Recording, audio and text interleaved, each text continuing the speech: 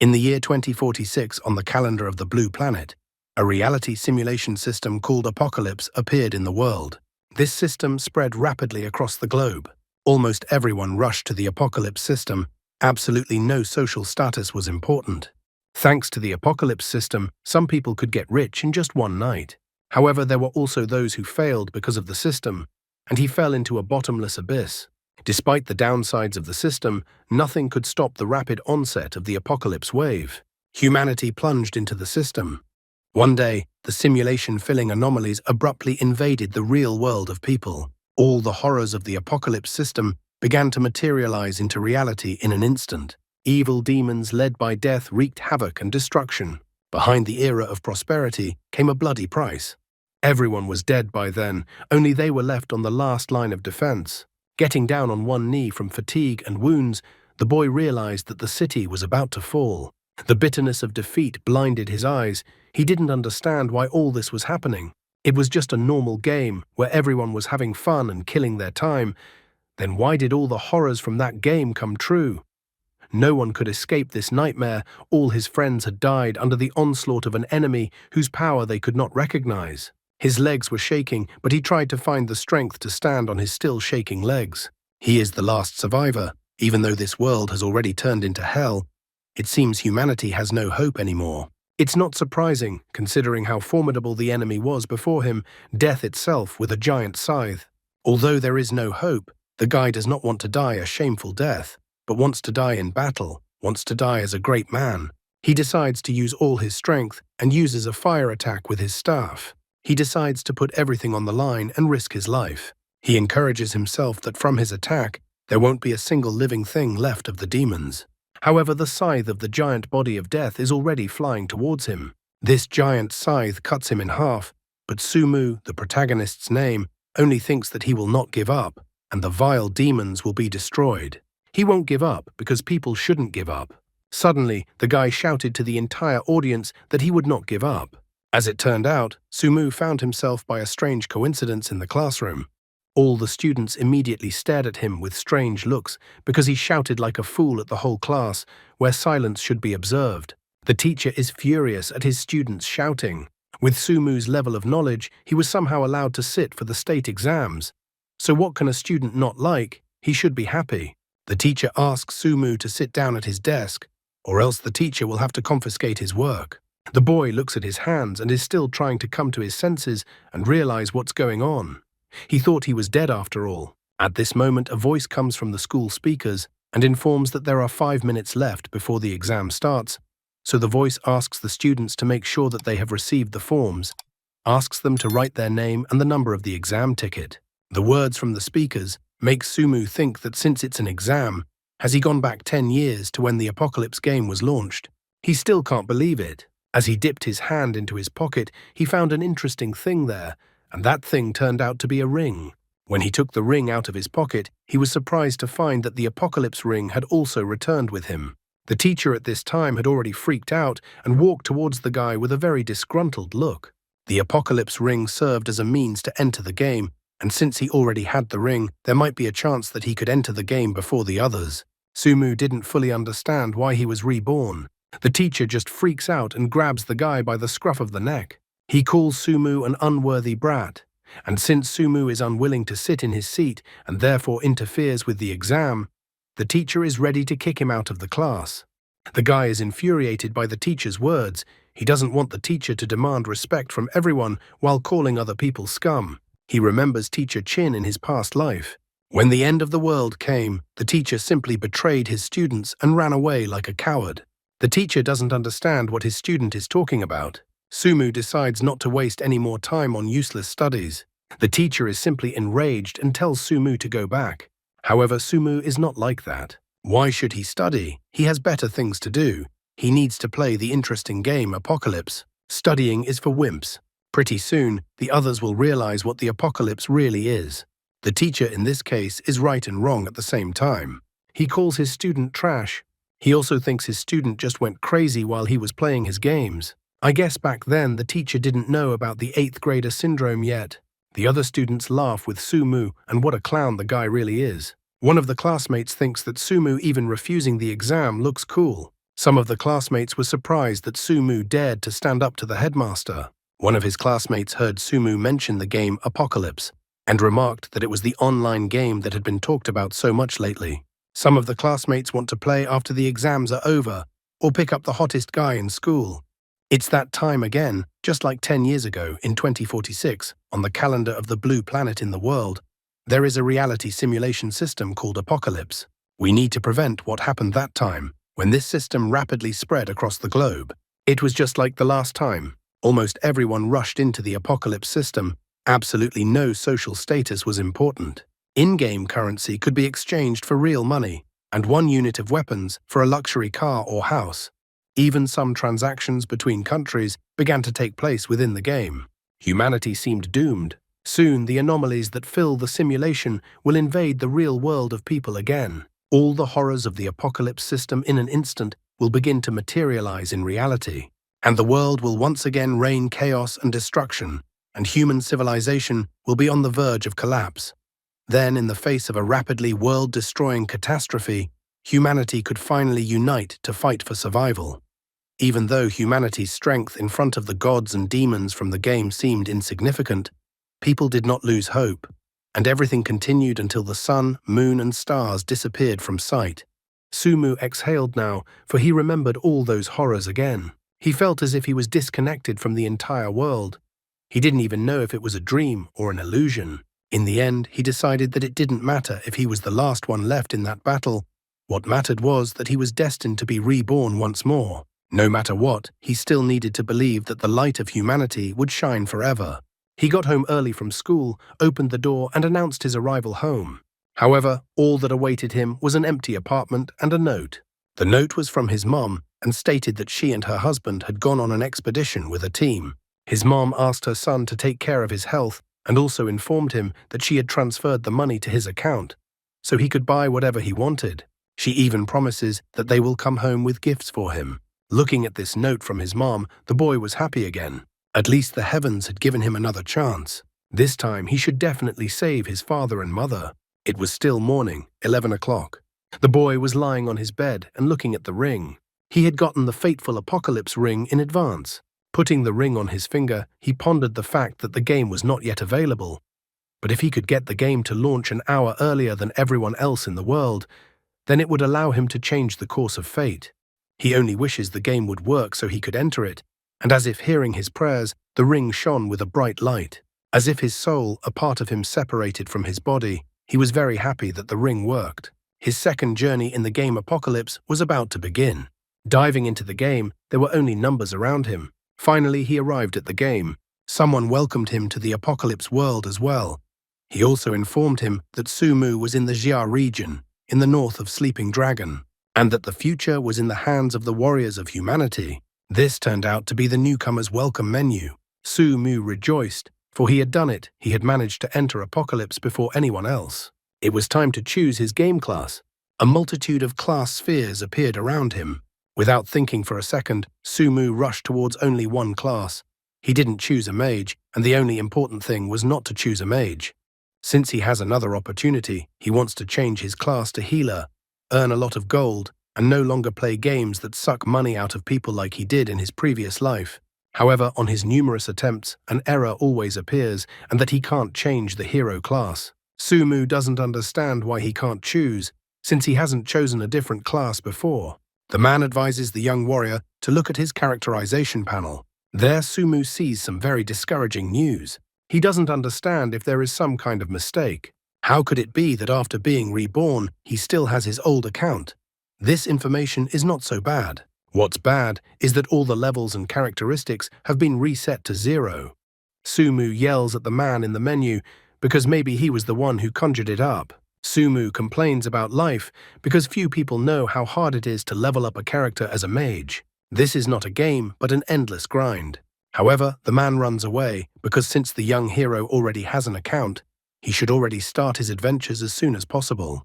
Sumu is upset that the old man just ran away. Since this old man was reborn, why couldn't Sumu be given a dragon sword or other starting equipment? Saying that, he had a brilliant idea. He forgot to check his equipment and materials. However, all that appeared before him was just an empty inventory. The guy complains that this is a rather devastating rebirth. He was able to inherit his previous profile, then why didn't the gold and gear that was in his inventory travel back in time with him? Suddenly, the guy's attention was caught by an item that somehow ended up in his inventory after all. The guy is surprised to see the item, as he didn't expect to see such an item in his inventory. This item turns out to be the bone of the god of death. The item description says, "When you look into the abyss also looks at you." The Sumu never realized what the object was in his hands. What will happen next, and will he subdue the god of death? After looking at the item he received, Sumu complains that the item doesn't even have any characteristics. He is angry because it is a useless item to him. He doesn't understand where all the promised bonuses that are given to the reborn are. At the same moment, his body began to disintegrate into data. The game congratulated the guy for being the first player in the world of Apocalypse. So the game gives the guy the unique title of first player, the fastest man. What kind of weird titles does a game have? After that, Sumu finally got into the game. After booting up, he found himself in the newcomer village. The game immediately brought him a gift, a novice mage kit. Sumu also resented the fact that he was called the fastest man. He absolutely did not understand how he would carry such a title. But after looking at the title, his opinion changed. He had originally thought of something completely different. The title, The Fastest Man, increased some characteristics.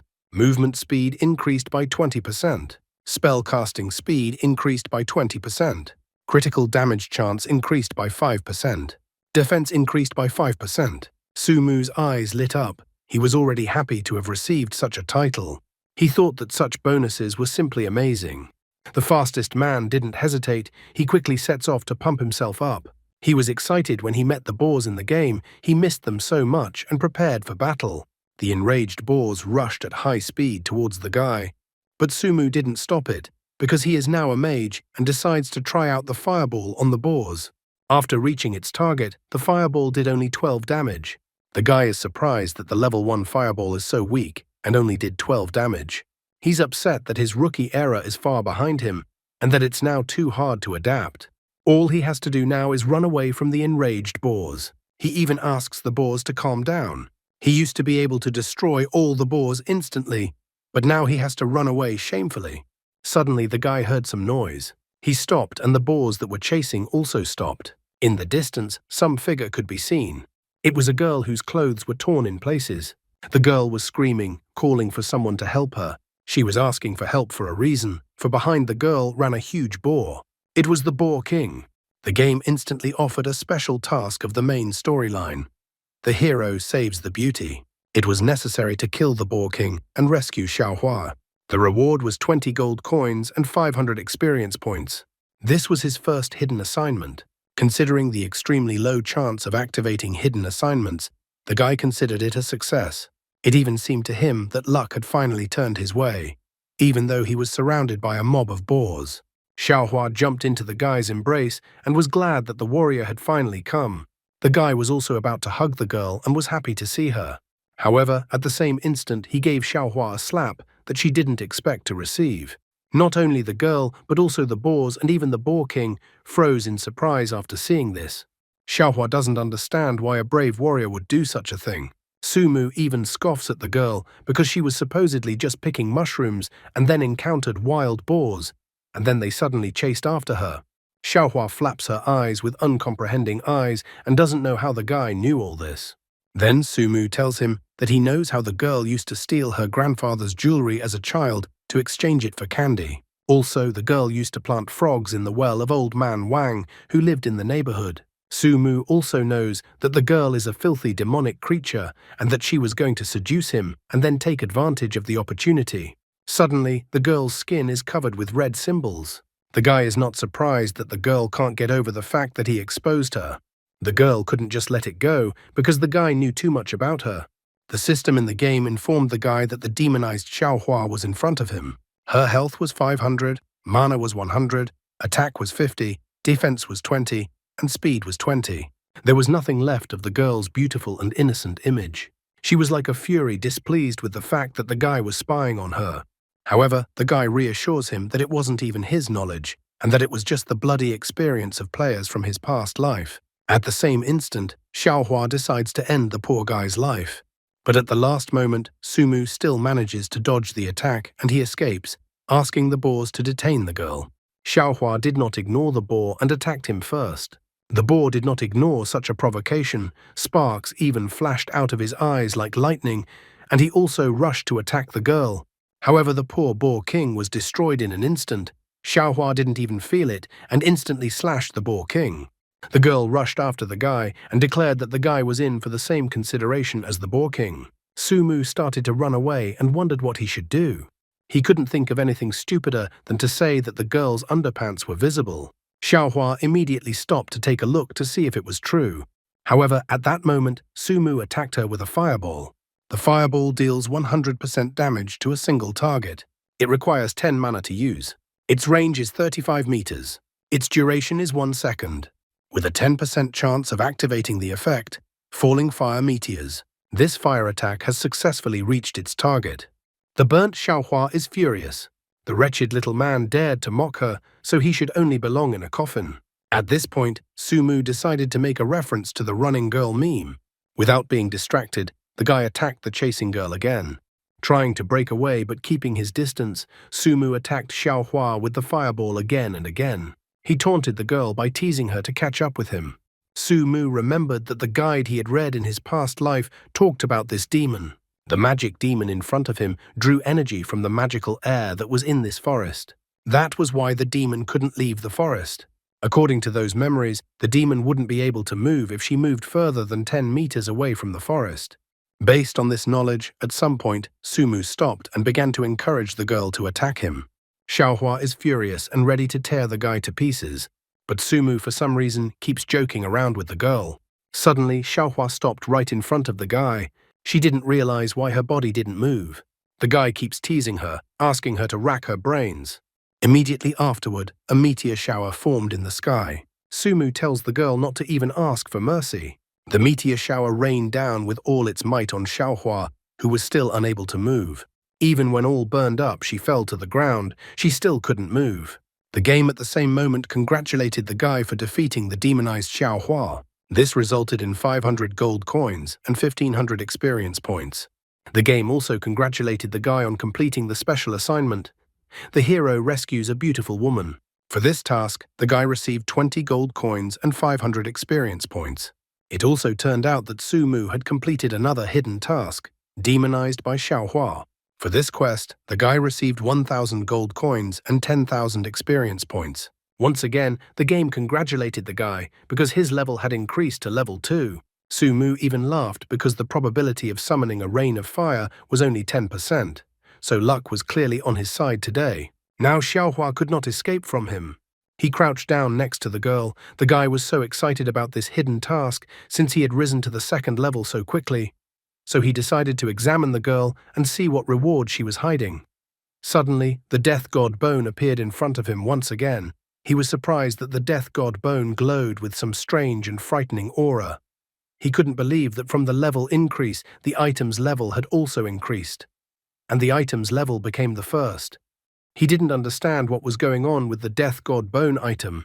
In his past life, he had never heard of the existence of such an item. Based on the name, he thought that it was a rather rare artifact. The system window reported that the Death God Bone item had not been activated yet. To activate this item, one had to find Tree of Life Essence, Mummy Belt, 3,000 pieces, Dried Blood, 3,000 pieces. He was shocked, and it seemed like a mistake to him. After all, how could it be that an item required so many materials? In the end, he decided to do the pumping first. He could easily obtain all the resources mentioned in the newcomer village. As a last resort, he decided that he would grind non-stop until he obtained those resources. After a while, the girl came to her senses. She reported that she was taken over by an evil demonic spirit, so she thanked the guy for saving her. Because of saving the girl, the guy received a heavenly fire staff, which has not been recognized yet. The guy also received a Xiaohua hairpin. He was glad that in his previous life, he had thoroughly studied all the guides and now knew about the existence of hidden missions. He was so excited holding the staff in his hands because this purple level fire staff was the reward for passing. The guy felt that there was nothing better than hidden missions. He was going to go to the newcomer's village a little later to assess the staff's properties. but even so, he supposed that this weapon was powerful. Xiaohua asked the warrior to guide her back to the village. There her grandfather would thank the guy. The game offered to accept a quest, Flower Escort, the main storyline. For this task, the game offered a reward of 10 gold coins and 100 experience points. Without thinking long, Sumu decided to accept this quest. He picked up the girl and carried her on his back. The guy even began to drool with pleasure. After all, he was now experiencing such a pleasant and realistic feeling. In the game Apocalypse, really everything was wonderful. So the guy left the Green Bay Forest location and headed to Qingyu village with the girl. A little while later, Sumu arrived with Xiaohua at Qingyu village, which was quite crowded. Almost immediately, the overjoyed girl greeted her grandfather and told him that she had returned. Her grandfather turned out to be the village headman. He was worried sick to his stomach about the girl, so he was very happy that the girl was fine and she was okay. Tears even formed in his eyes. Xiaohua immediately confessed to her grandfather that if it wasn't for the brave warrior who brought her to the village, she would have never seen her beloved grandfather again.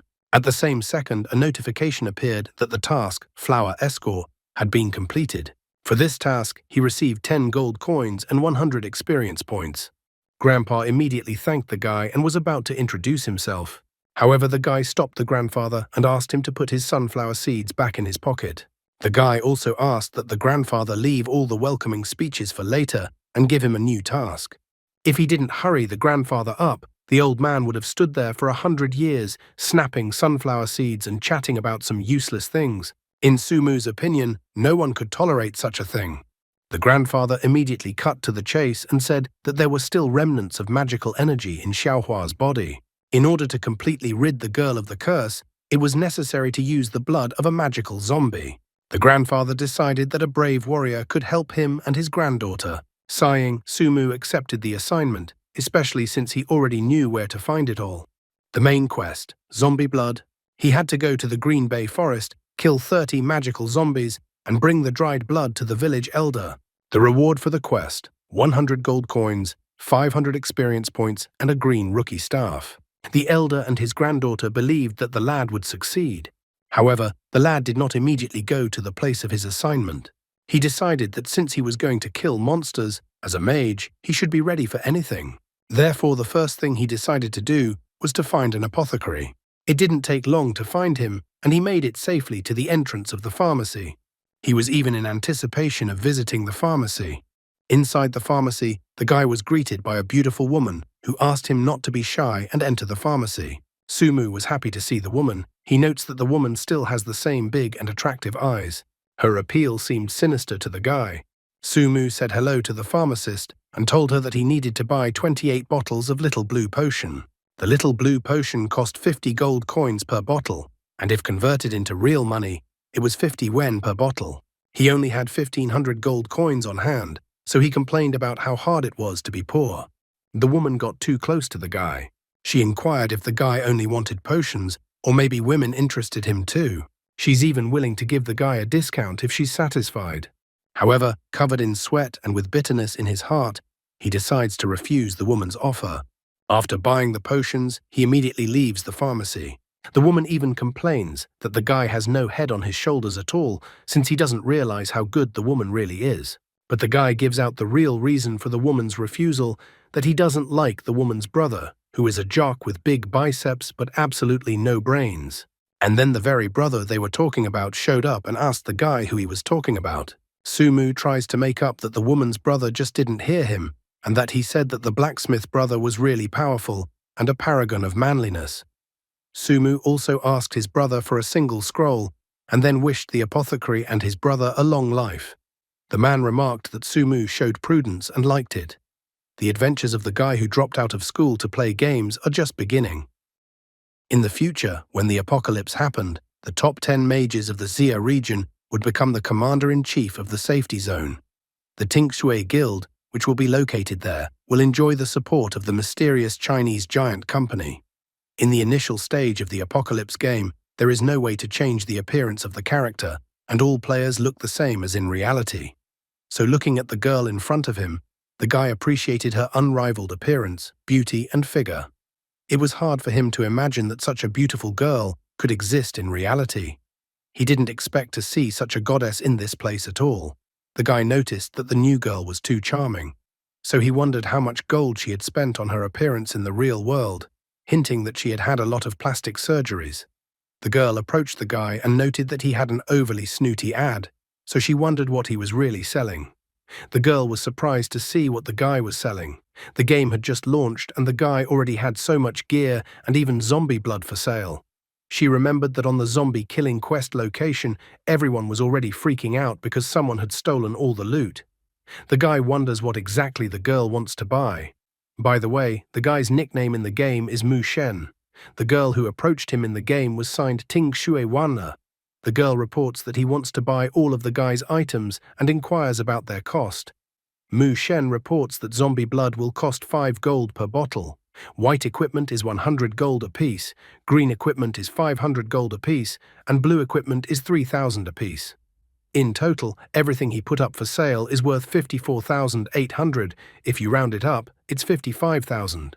Wanna starts to complain, noticing that other merchants discount such large purchases, but the guy raises the price on the contrary.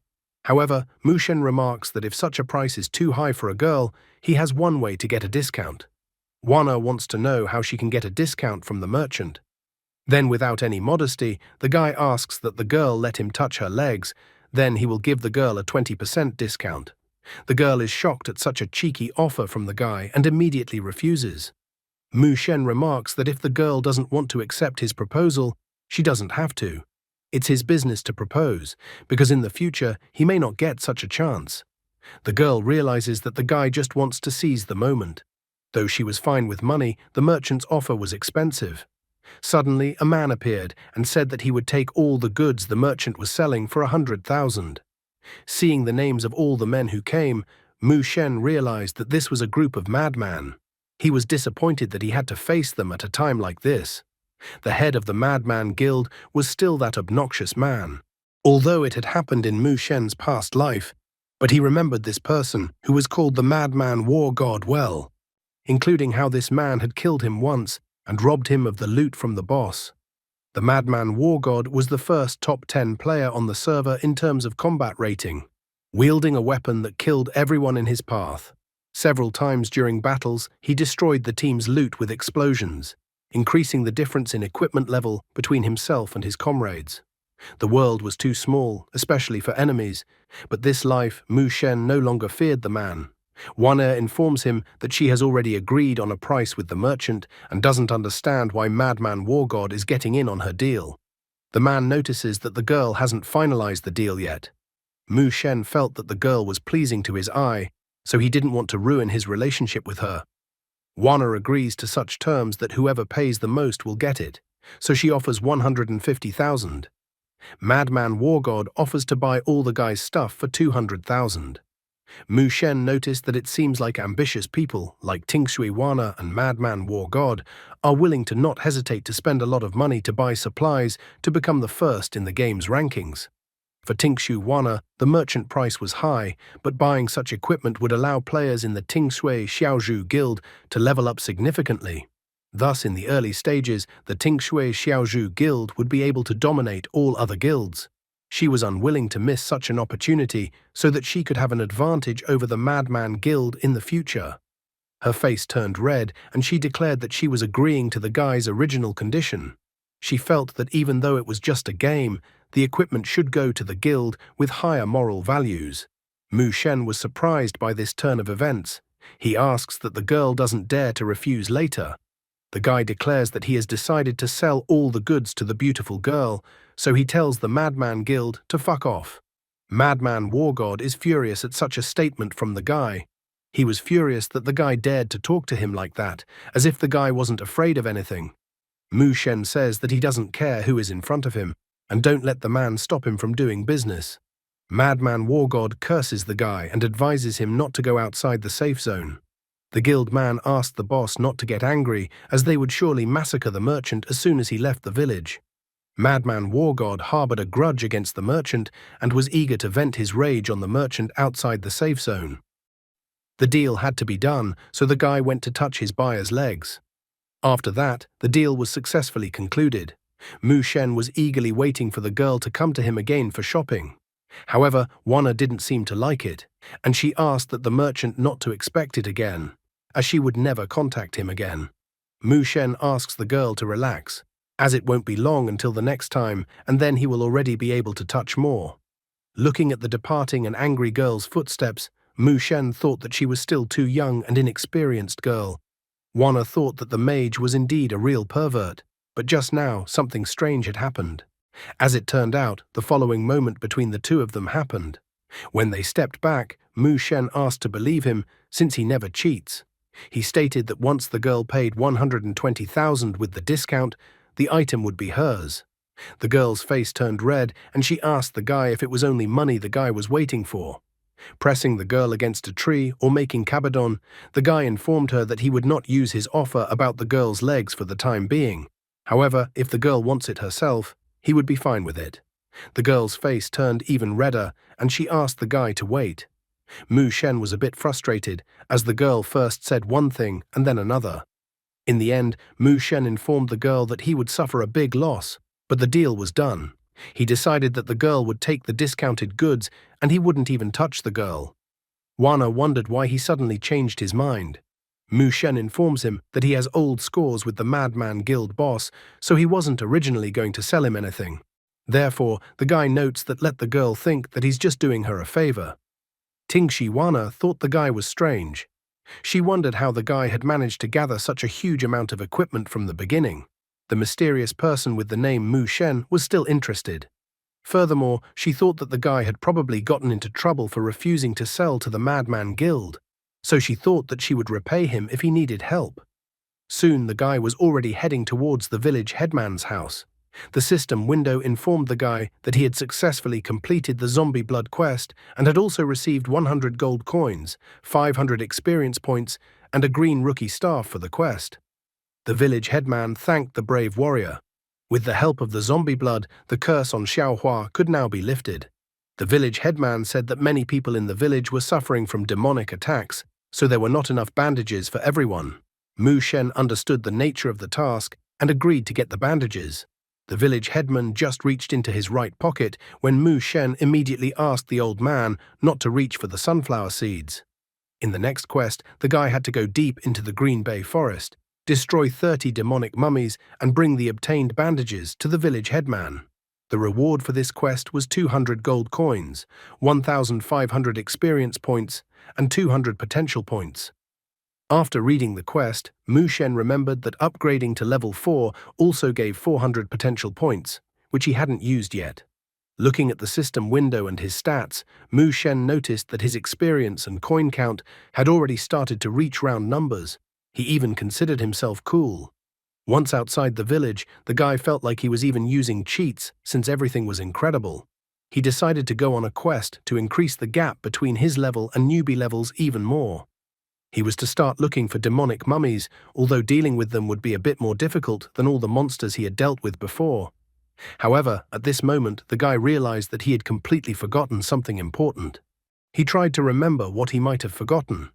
At this moment, he remembered that he wanted to extract some more money from the cunning old man. After all, if there was a way to get something for free, why shouldn't he take advantage of it?